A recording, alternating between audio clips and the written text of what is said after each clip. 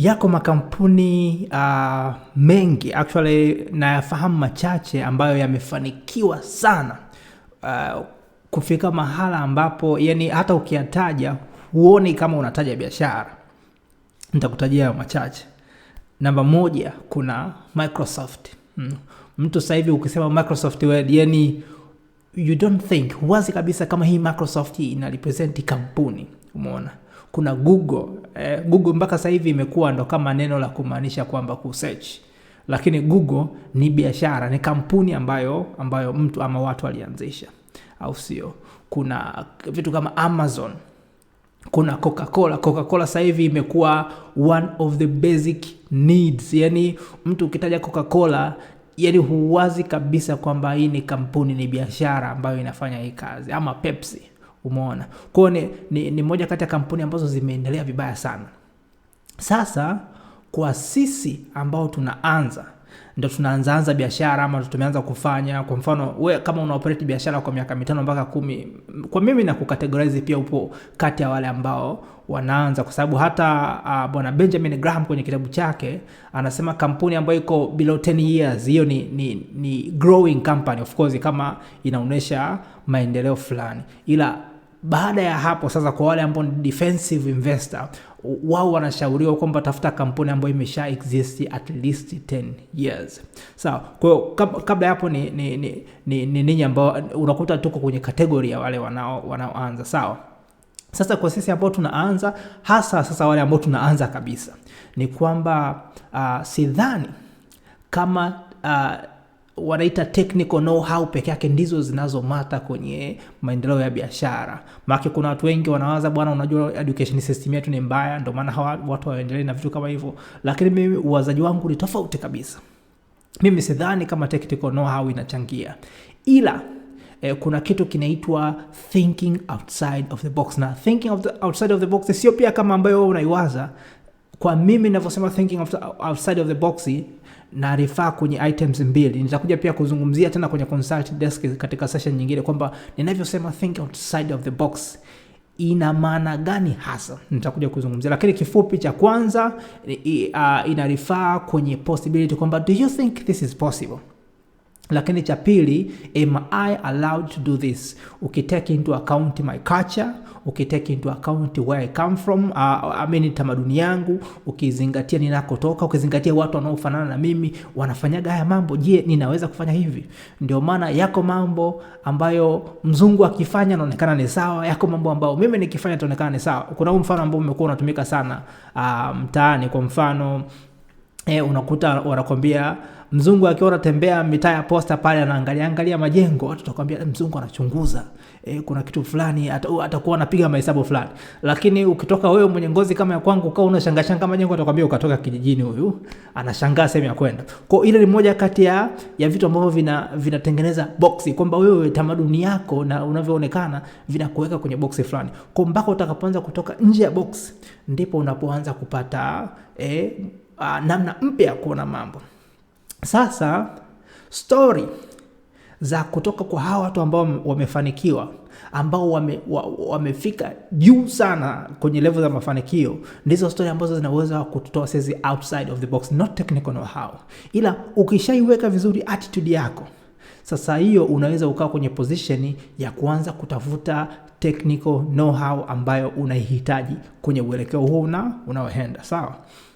Sasa kazi ziko 2 au sio za story ambayo nataka nikupigia leo. Ya kwanza, kuna story ya mafanikio. Story ya mafanikio ya kampuni yoyote, kazi yake kubwa ni kukuhamasisha, kukupa inspiration wanasema. Sawa, lakini mimi naona hii inspiration huwa inakuwa sio effective sana kama story ya kushindwa kwa makampuni yaliyofanikiwa. Au sio? Ukifanikiwa kusikia story ya namna gani Coca-Cola alistruggle kufika hapo alipofika, utakuja kujiona kumbe na wewe upo kwenye kundi la wale ambao wanapaswa kufanikiwa. Kwa sababu wengi wetu sisi tunaanzisha biashara, tunakutana na changamoto, afu tunasema hisia hapana, haiwezekani. Hizi changamoto ni za kwangu tu bwana, na mimi sistahili kukaa hapo. Unajikuta huna capital, unakuja kusema tatizo kwetu tumetoka hatuna capital. Unajikuta unakutana na watu wanakutapeli, unasema tatizo kwetu ni matapeli. Lakini ukichunguza ukaja kujua kumbe na kwa Microsoft exactly the same problems zilikuwa zinatokea pale, unajikuta unapata encouragement na unasonga mbele. Sasa leo nataka nikupigie story kutoka kwenye kitabu ambacho kimeandikwa na Peter Lynch pamoja na Rothschild, au sio? Kwenye hichi kitabu wameeleza mambo mengi sana, lakini kwenye chapter ya 4 wameeleza story ya makampuni mbalimbali ambavyo yaliweza kufanikiwa, ikiwemo Coca-Cola, Apple na nyingine ambazo nitakuja kuzisoma baadaye, Mungu akijalia hiyo fursa, au sio? Kwa nenda kusomea historia ya Coca-Cola toka mwanzo imeanzaje, alafu baada ya kumaliza mimi nitakuja kukupatia point 5 ambazo mimi nimezitoa kwenye hiyo story, na nina imani kwamba itakusaidia. Sasa kabla tujaanza, ningekukumbusha tafadhali usisahau kusubscribe kama bado hujasubscribe, kwa sababu kusubscribe kwako kwanza kutakusaidia wewe kuweza kupata kuona video mpya ambayo ninakuwa naiachia. Lakini cha pili, hii ni zero cost method ya wewe kuweza kusupport kazi zangu. Kama unavyoona kazi yangu ni nzuri, ninafanya kazi ya kuweza kuongea vijana wenzangu, kutiana moyo, kuhabarishana, kuhakikisha kwamba tunasonga mbele, kwa sababu tunakotoka hakuna ya maongezi, hakuna hamasa za kufanya vizuri, na matokeo yake kila mmoja anakuwa anafanya peke yake. Na kuna msemo wanasema, ukitaka kwenda mbali fanya na wengine, ila ukitaka kwenda kwa kasi fanya peke yako, ila ubaya wake ni kwamba uende mbali. Unafanya tunaishia hapa, au sio? Inakuwa inaishia hapa. Kwa hiyo inakuwa imekaa hivyo. Na hii ni consulting desk session kama siku zote ambavyo wanasema. Lengo langu kubwa ni kuweza kuongea na vijana kuanzia umri wa miaka 10 mpaka 25. Kama unayo kijana, hakikisha anapata huu ujumbe, anasikiliza, au sio? Lakini sio hapo tu, hata kwa wale ambao tumepitiliza, mimi binafsi nimepita huu umri, sikuelimika, na ndio maana nimerudi kwa ajili ya huo umri, kwa sababu mimi naamini ndio umri ambao unafaa kwa ajili ya kuanza kujijenga kiuchumi, kifikra, na mambo ya msingi ya maisha kama mahusiano na vitu kama hivyo, au sio? Basi sawa, twende moja kwa moja. Sasa kitabu chetu ndio hichi. Story imeanza moja kwa moja kwenye how Coke got started. Sasa kwa wale ambao huwa mnapenda presentation ambayo imekuwa summarized, I'm sorry. Mimi huwa napenda kuwatembeza watu kwenye kitabu. Nakumbuka hata chuoni DIT pale, watu wengi walivyokuwa wanakuja kuomba msaada nielekeze labda math ama physics, mtu anakuja anataka jibu la swali, mimi nilikuwa namwambia hapana, tufungue kitabu, kwa sababu naamini nikikutembeza kwenye kitabu utaona the context halisi. Sitaki uondoke na context yangu, nataka tuondoke na context ya kwenye source yenyewe. Kwa hiyo mimi napenda kukutembeza kwenye kitabu, tusome kwa pamoja of course, lakini sitakuwa nikisoma kila kitu. Nitakuwa mimi natembea na zile pointi ambazo naona ni za muhimu kuweza kutembea nazo. Alafu mwisho wa siku ninakuja kukupatia summary ya mimi ambavyo nimeweza kutafsiria mambo. Sasa Coca-Cola inaanza na mtu anajiita Dr. John Stith Pemberton, au sio? Huyu alikuwa ni daktari wa afya, ni medical doctor. Na sasa inaonekana amefanya kazi yake, imefika maana akaona inatosha, nataka niingie kwenye biashara sasa, au sio? Kwa hiyo wanasema kaingia kwenye patent medicine business as soon as he was old enough to wow the audience. Sawa, na kipindi hicho wanadai kulikuwa hakuna uangalizi wa mambo ya vyakula, kwa ilikuwa yoyote unaweza ukauza chochote. Sawa, sasa hivi Marekani kuna Food and Drug Administration ambao wanahakikisha kama TBS kwa Tanzania. Kipindi hicho kulikuwa hakuna. Sasa wanasema bwana Dr. Pemberton alichofanya, alianza kumix vitu ovyo tu, sawa? Akamix vitu ovyo, nitakutajia hapa chini ili tu apate product fulani na kuanza kuwaudhia watu. Na hii wanasema aliuza kama miracle cure, kama cure ya maajabu. Mnakumbuka story ya babu wa Loliondo, yule babu mzee wa kikombe wanamuita. Sasa story inafanana vile, sijui ndio tunaita reincarnation process ama vipi, lakini mambo ni yale. Ni kwamba mzee ametengeneza tu kemikali yake fulani ama kinywaji chake fulani, akaanza kukiuza kama dawa kwa ajili ya watu. Sasa product ambazo alizitumia zimetajwa hapa. Kuna Indian Queen hair dye nadhani za kubadilishia rangi ya nywele, zinatumika hasa na wazungu, na of course hata wasanii wetu wameanza kutumia. Kina Harmonize nimeona anapata nywele za rangi kama nyeupe fulani. Kwa unakuta sasa hiyo ndio ilikuwa inatumika.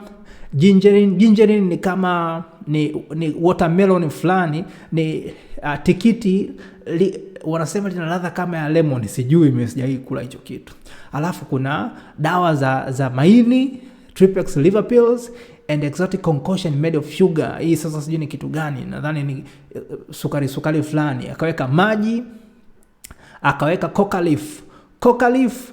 Hii hapa ndipo cocaine inapopatikana, yale madawa ya kulevya ya cocaine ndipo yanapopatikana. Na kipindi hicho of course cocaine ilikuwa bado haijatangaza kuwa illegal. Sawa, ilikuwa iko halali, ni kama ilivyo mboga majani sasa hivi. Alafu kuna cola nuts hizi pia hatujawahi sijui, mimi binafsi sijawahi kula, lakini wanadai ziko rich in caffeine. Caffeine ni aina fulani ya drug, niseme ni kama drug fulani au ni kama nutrient fulani ambayo inapatikana kwenye hiyo cola nut, na kazi yake kubwa ni kuweza kuboost, ni kama kuactivate nervous system ya kwenye mwili pamoja na brain. Kwa hiyo mtu ambaye unajisikia usingizi, umechoka, ukinywa unakuwa active. Na wanadai caffeine kwa mfano inapatikana kwenye kahawa. Ndio maana wanadai watu wengi nikinywa kahawa nashindwa kulala. Though kwangu mimi haijafanya kazi. Nimejaribu kunywa kahawa mara kadhaa, sijaona effect yoyote. Mimi kitu pekee cha kuweza kuni revive huwa ni usingizi. Nikijisikia nimechoka nalala, nikiamka nakuwa niko fresh. Alafu kuna caffeine yenyewe. Kwa hiyo ziko hizo, kuna hair dye, kuna gingerin, ilo tikiti fulani kama lina lemon. Ngoja tuangalie Google kwanza. Nisiwapeleke bule. Hebu let's check leo. Tuangalie Google anasemaje. Okay, kuna gingerin kwanza.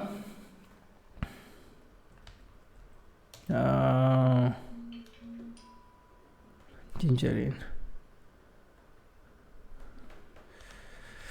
Okay. Hebu tuone inafananaje. Yeah, nadhani ni kitu kama citron melon. Yeah, iko hivyo. Hiyo ni gingerin. Alafu kuna coca leaves.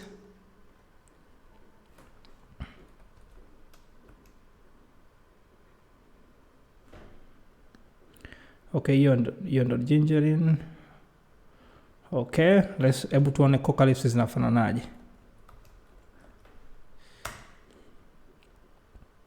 Coca leaf iko namna hiyo.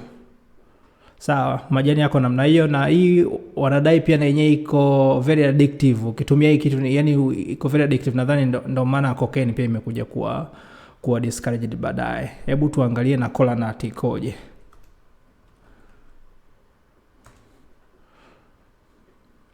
Hizi ndo cola nut zenyewe ambazo wao wanazungumzia. Sasa mimi of course nimeona YouTube watu wanatafuna vitu kama hivyo, lakini mimi binafsi sijawahi kujaribu. Ya ila ndo wanadai zina caffeine nyingi vibaya sana. Caffeine ipo ya kutosha sana. Sasa tuendelee na story. Kwa hiyo product kuna hair dye, gingerin, liver pills, sukari, water pamoja na coca leaf, cola nut pamoja na caffeine yenyewe. Na lebo wanasema aliweka kama brain tonic, kwamba inatibu akili na inakiwa nervous afflictions. Kwa hiyo una shida ya nervous system, unapiga hiyo mambo, unakuwa uko fresh. Kwa hiyo ilikuwa inauzwa kama dawa.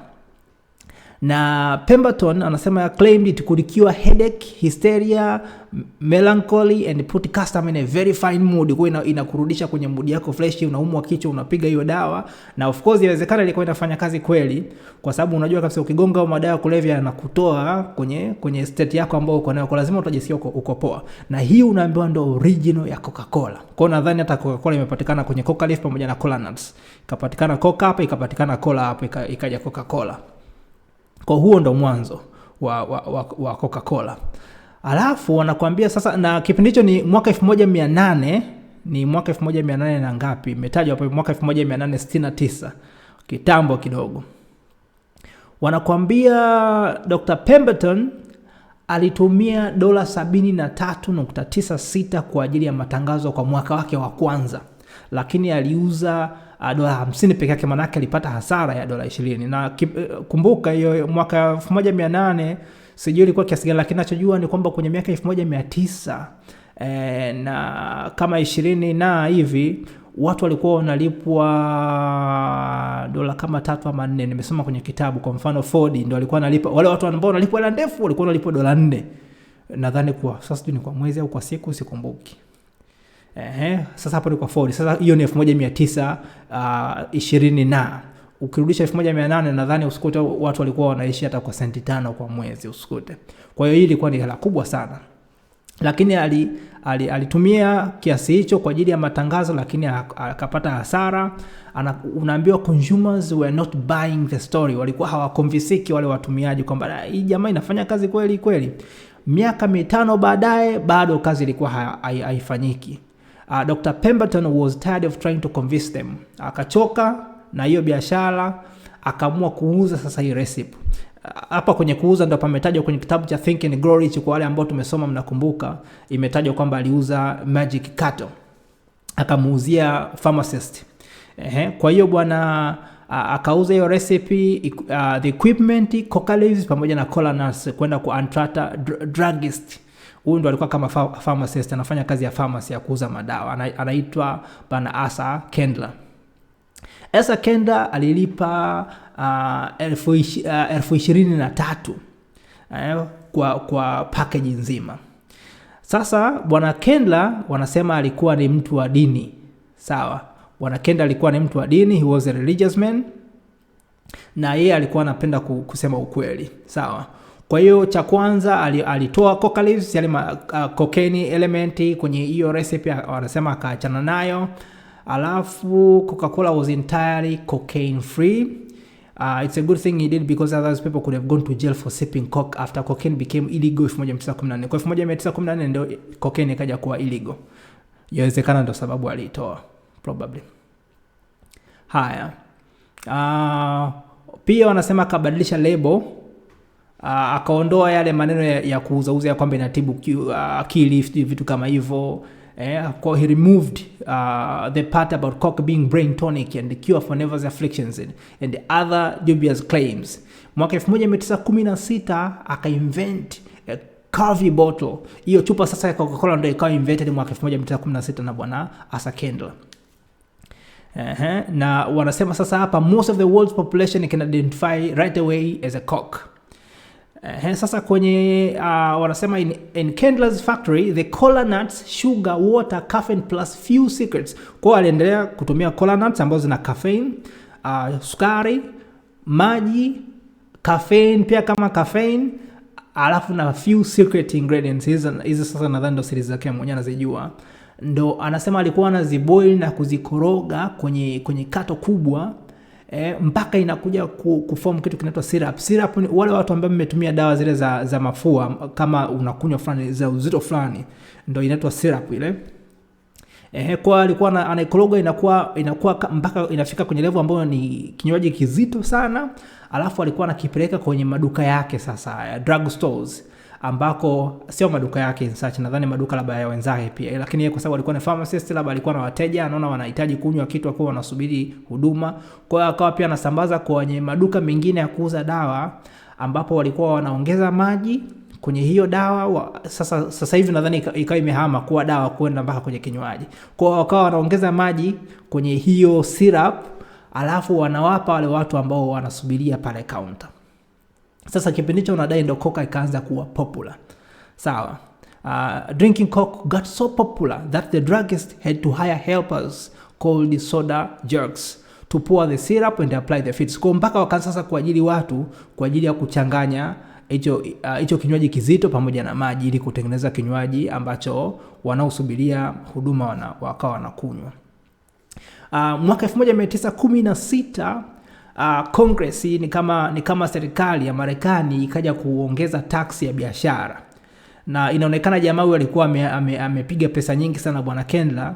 Sasa alikuwa anapaswa alipe kodi ndefu sana kwenye serikali, mambo yakamshinda.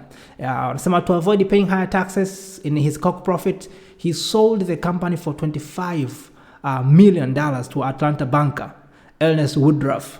His son Robert became the Coca-Cola president. Kwa hiyo akaja kumuuzia huyo mtu ambaye anaitwa Woodruff kwa milioni $25 za Kimarekani. Haya tuendelee mbele. Soon after they bought the company, Woodruff went public with it. Sasa hapa kwenye kwenda public with it, nadhani wale wachache ambao wamesoma mambo ya uwekezaji ndio wanaelewa kwamba kampuni ilikuwa private kabla, sasa wameamua kwenda public, maana yake wameanza kucollect share na vitu kama hivyo. Na story sasa kuanzia hapa, watakao kuwa wanaelewa ni wale ambao wanainvest mambo ya share na bonds na vitu kama hivyo. Hebu tuendelee. Anasema soon after they bought the company, Woodruff went public with it. In 1919, they sold 1 million shares for $40 a piece. $40 kwa share moja. This was a stock a lot of people wished they didn't own, especially after the cost of syrup went through the roof. Sijui sababu ilikuwa ni nini, lakini inaonekana gharama hiyo syrup ilianza kupanda juu. Kwa hiyo watu walikuwa hawaiamini sana Coca-Cola. Angry bottlers protested the price hikes and threatened to cancel their contracts with the company. Sasa hapa angry bottlers nadhani wale wanauza chupa, wanaiuzia Coca-Cola chupa. Inaonekana wale ndo nao pia walikuwa wamechukizwa na kupanda kwa gharama ya hizo mambo. Sasa I don't know wanavyosema bottlers ni nini. Lawsuits were filed, manake watu wakaanza kushtakiana hapa. Coke sale went down and company wobbled to the edge of bankruptcy. Hii sentence ya muhimu sana. Coca-Cola yenyewe unaiona sasa hivi imeshapitia kwenye edge of bankruptcy. Manake kuna kipindi ilifika wamespend hela zote, perhaps wana madeni na hawana pesa ya kurudisha na hawana return. Yani nothing is going on. Ndio bankruptcy. Kwa hiyo wewe unaipitia sasa hivi majanga, huna pesa ya kuendesha kampuni, you are not alone. Coca-Cola unaiona sasa hivi wamepitia hapo walipopitia. Anasema thanks to Robert Woodruff serious cost cutting, kwa jamaa ilibidi aanze kuchangamua akili. Anafanyaje? Kaanza kufanya kitu inaitwa cost cutting. Coke managed to survive long enough to reach the Great Depression. Great Depression ni kipindi kigumu sana cha finance ambacho kilitokea Marekani mwaka 1929 mpaka 1933, ambapo tuseme pesa ilikuwa adimu mtaani. Yani pesa iliadimika. Kuna uhuni fulani ulifanyika kwenye upande wa mambo haya ya shares, ya kuinvest na share. Na sitapiga story leo, labda siku nyingine nitakuja kulizungumzia. Lakini kipindi hichi unaambiwa ni kipindi ambacho watu walikuwa wanakufa barabarani kwa kukosa chakula. Mtu anastaafu anakufa na hakuna kitu serikali wala mtu mwingine anaweza kusaidia, kwa sababu kila mtu alikuwa na shida. Hali ilikuwa mbaya vibaya sana Marekani 1929 mpaka 1933. This was a terrible time for most companies, but not for Coke. Even though people had very little money to spend, they went without new shoes, without new clothes and so on, but they kept buying Coke. Kipindi cha depression watu ndipo walipoanza kunywa Coca-Cola. Sasa sijui inakuaje, lakini hivyo ndivyo ilivyo.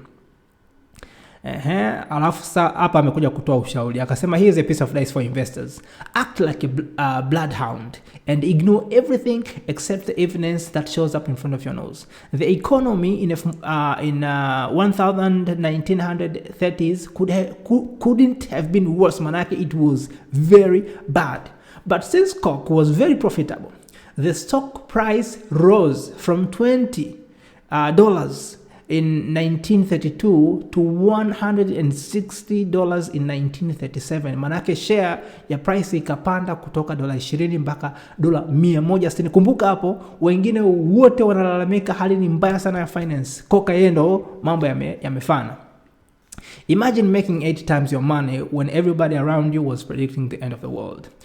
Bwana Robert Woodruff aliendesha Coca-Cola hiyo kwa miaka 30. Of course alikuwa anasema hataki kuwa maarufu, na alikuwa hataki kuwa maarufu, kwa hiyo alikuwa na dodge reporters, na pia alikuwa hataki kabisa kuonekana kwenye magazeti. He had several houses and at least one big ranch, but other than that he spent modestly for a multi-millionaire. Apparently he never read books and he rarely listened to music and looked at painting unless it had dark or deer in it. He gave parties but only because he had to. Kwa hiyo inaonekana jamaa alikuwa ni marketer mzuri. Actually huyu jamaa ni mzuri. Kwenye kampuni ya Apple tutakuja kusoma story siku nyingine. Walikuja kumchukua huyu jamaa, wanasema ndio alikuja kuiokoa Apple pia. Apple pia kuna muda ilipitia kwenye bankruptcy. Yani walitaka pia kudeclare bankruptcy. Hivi katika kufurukuta wakaja kumchukua huyu jamaa akaenda kuwasaidia kumanage kampuni yao pale, ndio aliyekuja kuiokoa kampuni. Kwa ninavyokumbuka kama niko sahihi. Nitakuja kusoma story tutaona. Sasa just as Coke had benefited from the calamity of the Great Depression, it benefited from another calamity.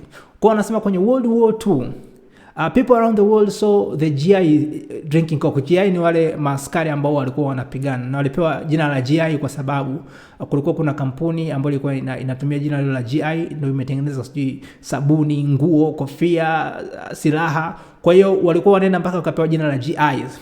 Kwa hiyo wale walivyokuwa wanaonekana wanakunywa soda, Coca-Cola ikaonekana Coca-Cola ndicho kinywaji cha heroes. Kwa hiyo kila mtu akaanza kupenda Coca-Cola kwa sababu ikawa ina symbolize victory, ina symbolize uaskari. Kwa anakuambia GIs were the most effective unpaid sponsors in the history of commercial advertising.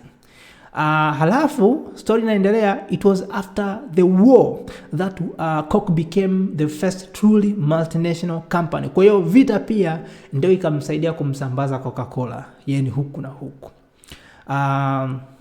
Watu wakaanza kutumia mabango ya Coca-Cola, anasema kwenye billboard, wakaanza kutumia hata kuziba ukuta ukiwa umetoboka, mtu anatafuta bango la Coca-Cola anaweka pale. Kwa hiyo Coca-Cola akajikuta haspendi hata pesa za kufanyia matangazo, inajitangaza yenyewe kampuni. Mambo alikuwa super sana. Alafu wanasema Coke became a symbol of American way of life, which is why the communists in Russia hated it. Russian leaders signed a contract with Pepsi. Pepsi ikaja sasa mwaka 1970. Kwa hiyo Pepsi ilikuja na nguvu ya Mrusi kwa sababu Mrusi alikuwa kama communist, alafu Marekani anaonekana capitalist. Kwa hizi zilikuwa ni opposing ideologies. Warusi wakaamua kumsupport Pepsi. Alafu wanasema sasa to get the full benefit from owning Coke stock, you had to be patient for 2 decades. Ilibidi usubiri miaka 20 ili kuweza kupata profit kutoka kwenye stock yako ambao unai-own. Wanakuambia price ilikuja kupanda tena, anasema $5,000 worth of Coke shares. Mwaka 1958 jumla ya shares za Coke zilikuwa ni 5,000, lakini mwaka 1972 zikapanda mpaka 100,000. Si mchezo. Hii ni kweli. Nisome tena. $5,000 of worth of Coke was worth nearly 100,000 in 1972. Si mchezo. Wanakuambia there are not many chances in life to turn 5,000 into 100,000 in 14 years unless you win the lottery or do something illegal. I say this is true. This is very true. Very true. Mwaka 1972 wanakuambia Coke suffered along with other stocks, dropping a quick 63% of not gaining and not gaining it back for 3 years until 1985. Kwa pia mambo ya share ndivyo yalivyo, yanapanda na kushuka. 1972 na yenyewe pia ikapanda na kushuka, lakini ikaja kurudi tena baadaye kwa price za share kupanda. Coke anasema ikaja kukutana again $5,000 mpaka kwenye 50,000 kutoka 1984 mpaka 1994. In a fight between communism and Coca-Cola, Coca won hands down. Because while the communists have gone out of business, Coca is still going strong. As it turns out, the biggest threat didn't come from Russians, it came from Pepsi. Kwa hiyo sasa hii ndio ile vita ya Coca-Cola na Pepsi. Alafu tunamalizia muda si mrefu. To think that Coke could have bought Pepsi for the next to nothing in 1930 when Pepsi wobbled on the edge of bankruptcy. Okay, story nyingine ya Pepsi. Sasa Pepsi kumbe na wao pia na wenyewe washapitia kwenye edge of bankruptcy, washataka kudeclare bankruptcy. Kwa hiyo shida ni shida almost kwenye kila biashara. Kwa hiyo wanasema kipindi hichi Coca alitaka kutake advantage ya Pepsi kuingia kwenye edge of bankruptcy, lakini hakufanikiwa. It didn't happen and Pepsi came back to haunt Coke 50 years later. Kwa miaka 50 baadaye Coca akarudi. Kumbuka yani miaka 50 hiyo tunazungumzia mtu kama mtoto amezaliwa amefikisha miaka 50 ndo Coca anarudi sasa kutoka kwenye ile bankruptcy ambayo alikuwa ameipitia. Ni kitambo. Kwa usikate tamaa. Pepsi was outselling Coke in the US market, and the brains at Coke headquarters were forced to launch a counter attack. In the heat of the battle they invented Diet Coke. Kwa Diet Coke unayosikia sasa hivi ilikuwa ni moja kati ya struggle ambazo wanazifanya Coke kuweza win back the market kutoka kwa Pepsi ambaye alikuwa ameanza kumovertake. Which changed the soft drink industry and took millions of access pounds off the waistline of the human race. Without the pressure of Pepsi competition, Coke might never have thought of the Diet Coke. Kwa pia hiki ni kizuri pale unapoanza kuona competition. Usio unachukia competition. Sometimes be grateful kwamba competition inakuja kushapen your mind. Haya. Woodruff era ended miaka 1950. Kwa jamaa alikuja akastaafu hiyo miaka 1950, akaenda kwenye retirement. When he passed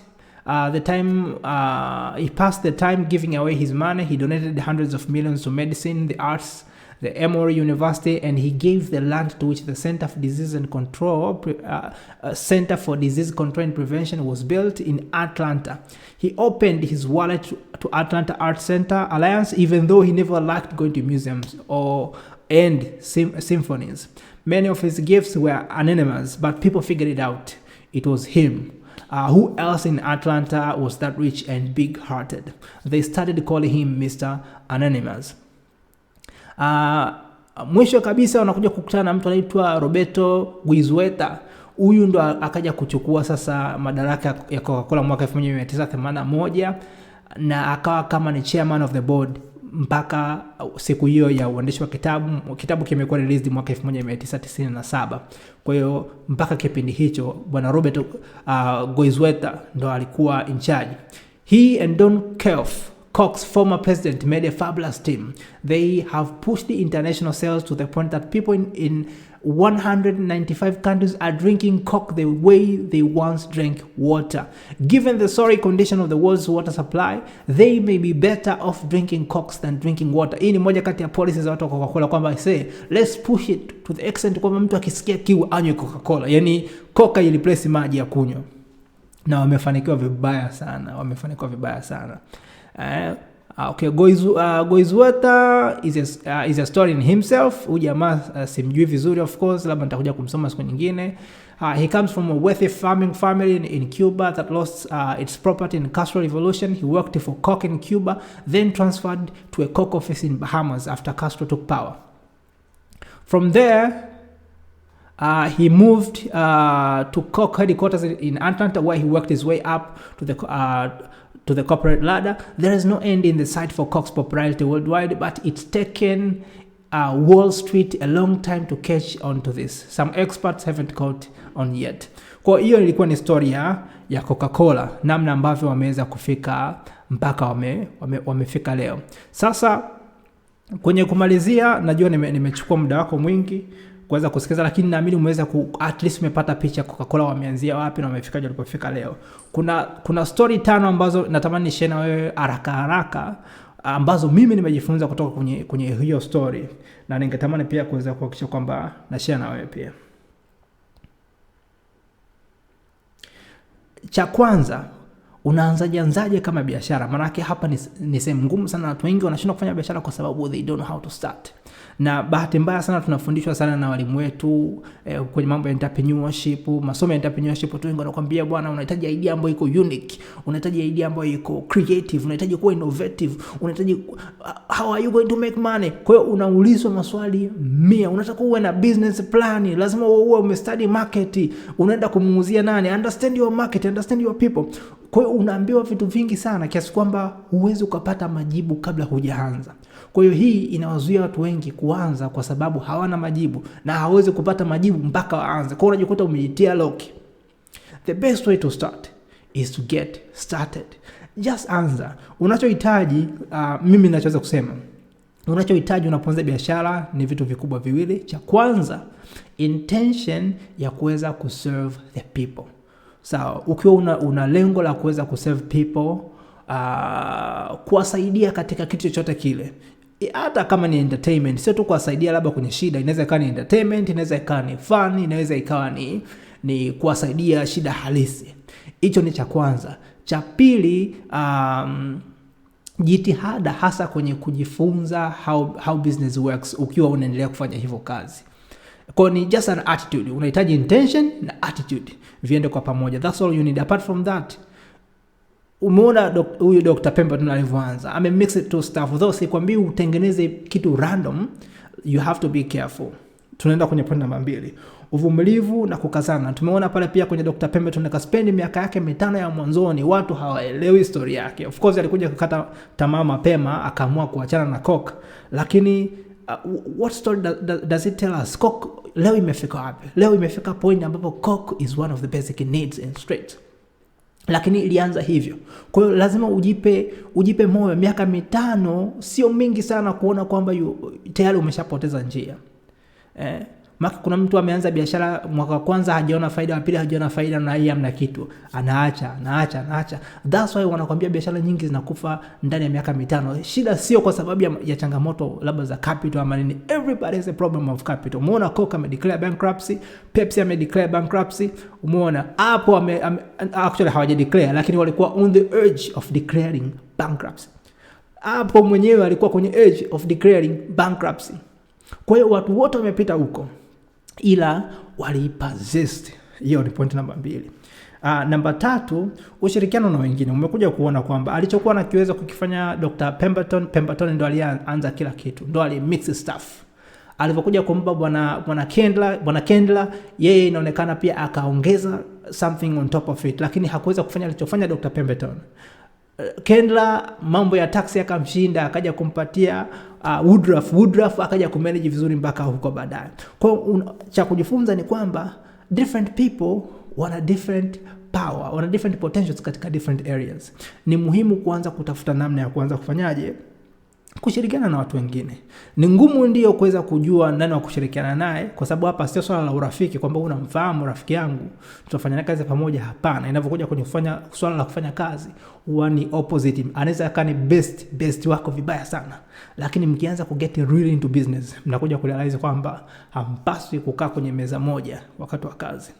It happens, lakini how do you know? You have to get started in order to know people. Na unavyoanza kuwajua watu, ukiachana nao, unajua kabisa huyu mtu kesho siweze kufanya naye kazi, huyu mtu namhitaji kesho kufanya naye kazi. That's how it goes.